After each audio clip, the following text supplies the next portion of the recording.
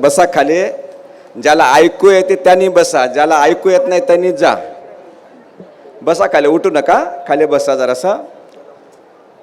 या संसारामध्ये आपण खूप डुबक्या खायलो, पण ही आध्यात्मिक डुबकी काही अलग आहे.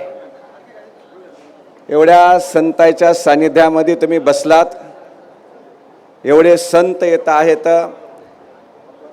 मला यायला थोडासा विलंब लागला, तर पिंपळाला सुद्धा 5-7 हजार पब्लिक आहे.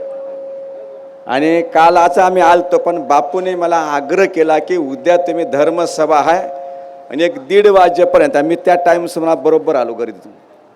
लक्षात. मग तुम्ही सर्वांनी खाली बसा, जाऊ नका. सर्व व्यासपीठावर बसलेले सर्व संत मंडळी, सर्व संतांच्या चरणी साष्टांग नमस्कार. दत्तप्रभूच्या चरणी साष्टांग नमस्कार. जगन्माता अनुसूया मातेच्या चरणी साष्टांग धन्यवाद. व तुम्ही सर्व सद्भक्त जमलेत, आदिमाया शक्ती पुरुष मंडळी, तुमच्या हृदयामध्ये तो निर्गुण निराकार परमात्मा, त्याला एक साष्टांग दंडवत. आज आपण दत्तबर्डी हे देवस्थान खूप पुरातन आहे. कमीत कमी 700-800 वर्षापूर्वीचं देवस्थान मला माहिती प्रमाण, असं ऐकण्यातून. एवढं पुरातन देवस्थान आहे. पण याचा विकास होण्यासाठी येथे जे महाराजांनी उपक्रम राबवलेले आहेत, ते उपक्रम ह्या दत्तबर्डीवर महाराजांनी मंदिराचं बांधकाम खूप मोठ्या प्रमाणात केलेलं आहे. आज 25 वर्षापूर्वी जे बघितलं त्याच्यापेक्षा खूप काही अलग आहे. देवस्थानचा नकाशा बदललेला आहे. आणि तुम्ही सर्व सद्भक्ताच्या देणगीतून, शिष्यमंडळीच्या सद्भक्ताच्या देणगीतून हे कार्य येथपर्यंत आलेलं आहे. आज त्यांनी संकल्प केला होता, त्या संकल्पाची पूर्तता त्यांची इच्छा होती. 41 किलो चांदीची मूर्ती बसवावं आणि त्या मूर्तीच्या मूर्ती प्राणप्रतिष्ठेच्या निमित्तानं हे कार्यक्रम त्यांनी आयोजन केला. या कार्यक्रम खूप छान, सर्वांनी समाजातून प्रतिसाद चांगला दिला. राजकीय लोकसुद्धा याच्यामध्ये सहभागी झालेले आहेत. राज आश्रयाशिवाय धर्म कार्य होत नसते, म्हणून राजकीय लोकांनी सुद्धा चांगल्या तऱ्हेचं धर्म कार्यासाठी योगदान द्यावं. सध्याच्या काळाला जे काही भारत देशामध्ये सरकार आहे ते हिंदू राष्ट्र करण्यासाठी बी, सनातन हिंदू धर्मासाठी सुद्धा खूप चांगल्या तऱ्हेचं वातावरण आहे. म्हणून तुम्ही बसलेले जनसमुदायसुद्धा ह्या राजकीय लोकांचे विचार बदलण्यासाठी, यांना धार्मिकमध्ये आणण्यासाठी साधू संतांनी परेपासून प्रयत्न केलेला आहे. पण तुम्हीसुद्धा, आता बाबूरावजी बोलत होते, आम्ही गाडीमुळे ऐकलं, या देवस्थानचा जीर्णोद्धार, त्या देवस्थानचा जीर्णोद्धार सगळीकडे केला, पण येथं दत्तबर्डीला जसा पाहिजे तसा झालेला नाही. पण ते आता करण्यात यावा. याला जमीन भरपूर आहे, याचे तालुक्याच्या ठिकाणी आहे, सर्वांचं श्रद्धास्थान आहे, सर्व साधू संतांचंही माहेर आहे. म्हणून याचा जे विकास पाहिजे तसा विकास आत्तापर्यंत झालेला नाही आणि ते आता होण्यात सुरुवात चांगल्या तऱ्हेनं करावं. काल बापू सांगत होते, बाबूरावजीने याला 85 कोटी रुपये तीर्थ सुशोभीकरणासाठी टाकलेत म्हणून. तर बाबूरावजींनी त्या नुसतं बोलू नये, त्याची पूर्तता करावी. आणि वानखेडे साहेबांना वारंवार लक्ष ठेवून राहावं, का तर ते बी 5 खूप भाग्यवान होतं. डायरेक्ट खासदार झाले, आमदार झाले, सगळ्या काही गोष्टी त्यांनी, हे राजवैभव त्यांनी भोगलेलं आहे. पण त्यांनी बी अशा देवस्थान, तालुक्यामध्ये जेवढे देवस्थान होतं, हिमायतनगर तालुका असो की हदगाव तालुका असो, या देवस्थानाचा विकास व्हावं. आणि राजकीय लोकांनी सुद्धा, तुम्ही बसल्या सर्वांना माझं एक सांगणं असं आहे, तुम्ही, तुमच्यामध्ये ताकद खूप आहे. बघा, वानखेडे साहेब म्हणजे आपल्या समोर काय होते, एक सर्वसामान्य शेतकऱ्याचा मुलगा. बाबूराव कवळेकर एक सामान्य शेतकरी कुटुंबाचे मुलं आहे. ती यांचं पूर्वजन्माचं सुकृत चांगलं होतं, समाजाने बी चांगल्या तऱ्हेने स्वीकारलं, म्हणून हे राजपदावर बसले. यांचा राजयोग होता. या राजयोगामध्ये त्यांनी सुद्धा सदैव धर्मकार्यात जागृत राहून धर्मकार्यासोबत राहावं आणि राजकीय लोकांचे विचार बदलावे. सनातन हिंदू धर्माचं मतदान भरपूर आहे. पण मोजक्या मतदानासाठी इतरत्र आत्तापर्यंत लक्ष गेलेलं आहे.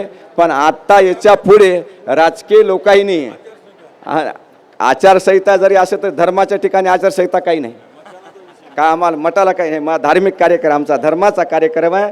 तुम्ही सर्व लोकांनी एक लक्ष करायचं, जे लोक राजकीय लोक आमदार राहो खासदार राहो कोणी राहो, ह्या लोकांकडे तुम्ही सुद्धा लक्ष केलं पाहिजे की या लोकांनी धर्म कार्यामध्ये सहभागी झालं पाहिजे. राजकीय लोक जर बदलले आध्यात्मिक मार्गाने चालले तर सनातन हिंदू धर्माचा विकास व्हायला वेळ नाही. का तर हे लोक अगोदर राजकीय लोक बदलावं लागतात. राजकीय लोक जोपर्यंत आध्यात्मिक मार्गावर त्याच्या परिवारापुरते आहेत, नाहीत असं नाही, ते काय नास्तिक नाहीत, नित्यनेम करतात, पूजापाठ करतात, परिवारासह करतात, साधू संतांची सेवा बी करतात. पण जेव्हा हे काही विलक्षण येते किंवा हे आपण धर्मकार्य करतो त्या टाईमला त्यांचा ओतप्रोत भाग हे सनातन हिंदू धर्माकडे सुद्धा लक्ष जास्त पाहिजे.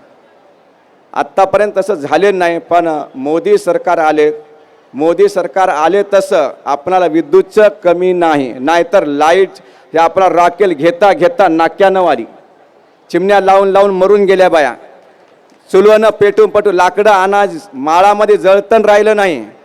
मोदी सरकारनं एकतर जंगलं वाचवले आणि बायाच्या डोळ्याला सुख दिलं, सिलेंडर देऊन, लक्षात ठेवा. म्हणून हाय की ना महिला मंडळ काय खोटा आहे बोलालो, लक्षात ठेवा.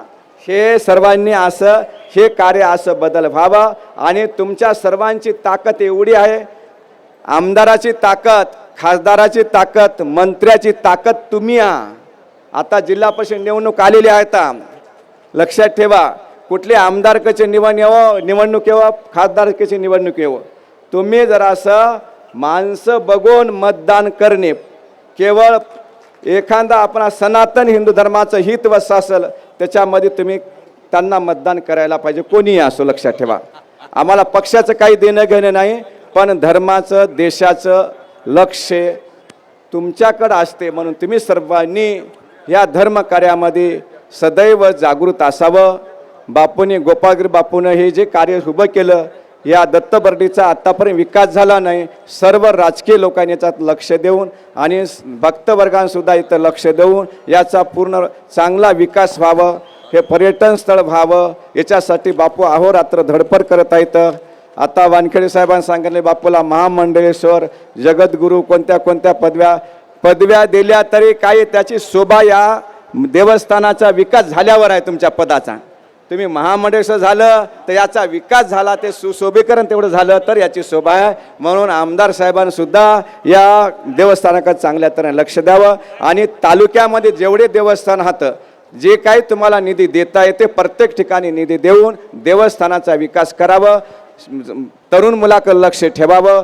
तरुण मुलांना सुद्धा या जे सनातन हिंदू धर्माचे तरुण मुलं आता अतिव्यसनाच्या आहारी जात आहेत, याच्यावरही सर्वांनी लक्ष ठेवून कार्य करावं. हा आजचा सप्ताह इथं संपत आलेला आहे. मी लास्टला आलो तरी बापूची इच्छा की बापू 2 शब्द बोला. वानखेडे साहेबाची इच्छा बापू तुम्ही 2 शब्द बोला म्हणून बोलत आहे. पिंपळला जे शिवमहापुराण कथा झाली, तुम्ही सर्वांनी खूप चांगल्या तऱ्हेचा प्रतिसाद दिला, सेवा सगळ्यांनी मनपूर्वक केली. यावर्षी सुद्धा 20 मार्चला राधाकिशन महाराज यांच्या मुखातून कथा आहे. 20 मार्च ते 27 मार्च हा लक्षात, ज्याला कोणाला येता येईल त्यांनी यायचं आणि सर्वांनी सेवा करायची आहे. आज येथे जे कार्यक्रम आता संपन्न होत आहे, लास्ट माझा नंबर लागला. तुम्हा सर्वांना खूप खूप आशीर्वाद. तर आता प्रसादाची व्यवस्था झाली आहे. तरी आपण एकदा देवादत्ता मी पुढे म्हणतो 3दा म्हणा, मी पुढे 3दा म्हणतो, तुम्ही पाठीमागं म्हणा. आवाज मात्र सगळ्यात चांगला का, प्रसाद खूप चांगला केलेला आहे. प्रसाद ज्याला जास्त खायचा असेल, त्याला टेस्ट घ्यायची असेल त्या स्वयंपाकाची, बुंदीची, भाजीची, तर आवाज सगळ्यांनी इमानदारपूर्वक चांगला काढा. देवादत्ता दत्ता, देवादत्ता दत्ता, देवादत्ता दत्ता, देवादत्ता दत्ता,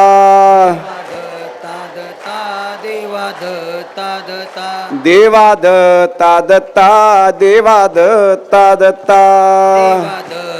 दत्ता, देवादत्ता दत्ता. बस झालं. सर्वांना आशीर्वाद. आणि संत चरणाच्या, संत मायाप्पाच्या चरणी आमची प्रार्थना असा आहे, आधुनिक युगाचा काळ आहे. आधुनिक युगाप्रमाणे संतांनी सुद्धा आपला थोडंसं बदल करून घेतला पाहिजे आणि राजकीय लोकांना मार्गदर्शन चांगलं केलं पाहिजे आणि समाजाला मार्गदर्शन चांगलं केलं पाहिजे आणि संतांनी नवीन नवीन पद्धतीनं उपक्रम राबवले पाहिजे. संतांनी आपल्यामध्ये बदल करावा. ही जी आपली परंपरा तितक्यापुरतंच राहू नये. एक पंथ नाही, एक धर्म नाही, अनेक धर्म या भारतभूमी आहेत, अनेक पंथ आहेत. सर्वांना घेऊन एकत्रित आणून गोपाळ बापून मी एक नामे म्हणले. आता यावर्षी त्याने खूप चांगला बदल केला. वैष्णव होते, याच्यामध्ये दत्तनामे होते, सर्व शिवनामे होते. असा बदल झाला पाहिजे. तुमच्या एकच आनंद संप्रदाय घेऊन बसता येत नाही. काळ खूप झपाट्यानं बदलत चला. मानभाव पंथ असो, शिव संप्रदाय असो, वैष्णव संप्रदाय असो, संतांच्या चरणी आमची प्रार्थना आहे. लक्षात, मी काय एवढा मोठा नाही, पण माझी तुमच्या चरणी प्रार्थना आहे. तुम्ही सर्वांनी स्वतःला बदल करून धर्माला जर आपल्याला एका ठिकाणी ठेवायचं असेल, एका ठिकाणी जागृत करायचं असेल तर सर्वांनी एकत्रित यावं. छोटे मोठे कोण्या कार्यक्रम कमी जास्त प्रसंग होतात ते सांभाळून पोटात घालून घेऊन ते कार्यक्रम कसा पार पडता हीच बाजू लक्षात ठेवावी. आणि सर्व संत, सर्व वैष्णवाला, मानभाव पंथाला, शिव संप्रदायाला, दत्त संप्रदाय, सगळ्या संप्रदायाचा मेळा एकत्र करावं ही काळाची गरज आहे. सनातन हिंदू धर्म जागृत करायचा असेल तर संतांनी सुद्धा आपली कंबर बांधून आपला जी परंपरा आहे ती जाग्यावर तुमची ठेवा आणि सर्वांनी एकत्र येऊन समाजाला दिशा चांगली द्या. तरुण पोरं हे खूप व्यसनाच्या आहारी होत आहेत आणि विलक्षण आणलं की काही खरं नाही. गावच्या गाव खरात राजकीय लोकांना सुद्धा किंवा महाराज लोकांना सुद्धा गावामध्ये जाणं खूप कठीण आहे. कोणाच्या घरी बसा, कोणाची बैठक, हे सुद्धा कठीण काम झाले. लक्षात ठेवा, हे लक्षात घ्या. हे जर तुम्ही नाही केलात, संतांचं काम आहे की समाजाला चांगली दिशा देणे, चांगले विचार आहे. संतांचं हे भगवत त्याच्यासाठीच आहे, हे मठ त्याच्यासाठीच आहे. वेळ प्रसंग आला हे जे संपत्ती आता ह्या संपत्ती सुद्धा धर्म कार्यासाठी संपन्न करावा, याच्यासाठी संपत्ती आहे. म्हणून संतांच्या चरणी माझी खूप खूप प्रार्थना, कळकळीची विनंती आहे. आपलीच परंपरा मोठी, हे असे विचार बाजूला ठेवून बापूने जे आज कार्य हाती घेतलं सगळ्यांनी असं घेऊन पुढे धर्मकार्य न्यावं आणि समाजाला एक दिशा चांगली द्यावं. सद्गुरुनाथ महाराज की जय. दत्तात्रेय महाराज की जय. श्री दत्तबडी संस्थान हदगावच्या वतीने बालयोगी श्री व्यंकटस्वामी महाराज श्री क्षेत्र पिंपळगावकर यांचा या ठिकाणी यथोचित सन्मान होतोय. मी विनंती करतोय की बापूंचा या ठिकाणी यथोचित सन्मान करावा. सद्गुरुनाथ महाराज की. चला आता हे लाईन इथपर्यंत आल्यात.